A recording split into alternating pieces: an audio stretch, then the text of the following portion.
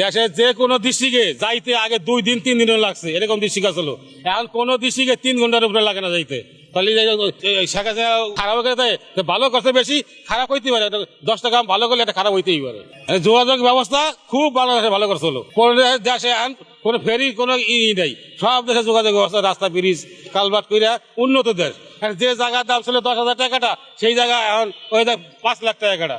তো দেশে উন্নত না? এই একটা গরিব মানুষ উন্নত হয়েছে না?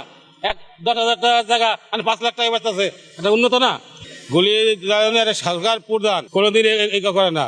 আর যে যারা গুলি করছে তারা সরকারি চাকরি করে, তাকে রক্ষার দায়িত্ব, তাকে দেশ রক্ষার দায়িত্ব, তাকে রক্ষার দায়িত্বের কারণে সে তারা গুলি করছে।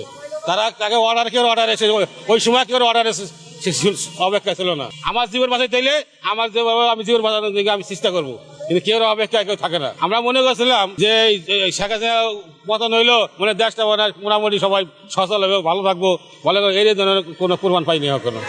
এই 3 বছর হয়ে গেছে, এই ধরনের কোনো প্রমাণ পাইনি। এখন আমি বাক স্বাধীনতা আমি দেখিনি, বাক স্বাধীনতা দেখিনি কেন? ধরেন শোনেন, একটা দেশে যদি একটা ঘটনা 2-1টা ঘটনা ঘটতেই পারে, ঘটবই, এটাই দুনিয়ার নিয়ম। ঘটনা করলে আরেকজন দৌড়ে কি হয়েছে।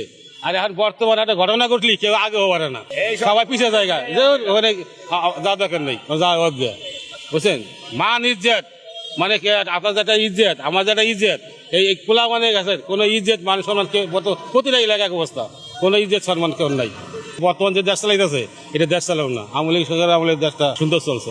আমরা ভালো ছিলাম, আমরা ভালোভাবে চলছি, আমরা টাকা ইনকাম করতে পারছি, আর পাতাছি না।